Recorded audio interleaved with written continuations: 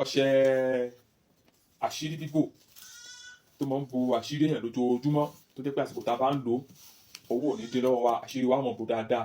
Ẹ lọ bá mi wá ewé origin tó jẹ́ ti òòjọ́, ṣe ti wá ewé origin tá a já lóòjọ́, ẹ má jẹ́ kó kanlẹ̀, tá a já tí ò kanlẹ̀ rárá.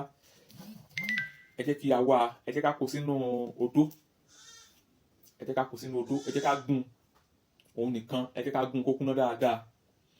Tó bá ti kúnná, ẹ jẹ́ ká gún mọ́ ọṣẹ dúdú. Tá bá ti gún mọ́ ọṣẹ yà kì í fomi sí. Ẹ jẹ́ ká lọ wá oyin ìgàn tó jẹ́ ojúlówó oyin, ẹ jẹ́ ká fi po ọṣẹ yìí. Ẹ jẹ́ ká lọ wá ìsasùn ọlọ́mọrí tó jẹ́ tuntun, ìsasùn ọlọ́mọrí tuntun, ó lè jẹ́ kékeré bí eléyìí, ó lè jẹ́ eléyìí tó tóbi díẹ̀ bí a bá ṣe fẹ́ kí ó pọ̀ sí ni. Ẹ jẹ́ ká kó ọṣẹ, ẹ jẹ́ ká kó sínú ìsasùn, ẹ jẹ́ ká fi ọmọrí, ẹ jẹ́ ká fi dé, ẹ jẹ́ ká gbé síbì kan. Bẹ́ẹ̀ ni ẹ jẹ́ máa wẹ̀ láràárọ̀, kò ní gbólóhùn.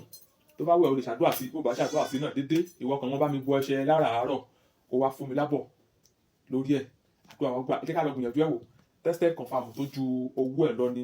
Àsìkò tá a bá ń lo ọṣẹ yìí, ẹ rí i pé owó ò ní máa dín ní ọwọ́ wa. Gbogbo nǹkan tá a bá ń ṣe pátápátá lọ́mọ aráyé wọn fi jì wá. O bá jẹ́ kápẹ́ńtà, iṣẹ́ kápẹ́ńtà ìwà rí pé wọ́n máa fi jì ẹ́ dáadáa, wọ́n máa pẹ́ sí, wọ́n dẹ̀ máa fowó ńláńlá bẹ̀ níṣẹ́.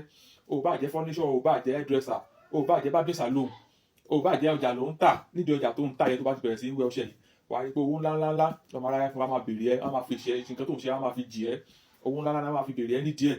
Nọ́mbà mi ò yí padà, ẹ má gbàgbé 07 031 83 45 83 nọ́mbà mi.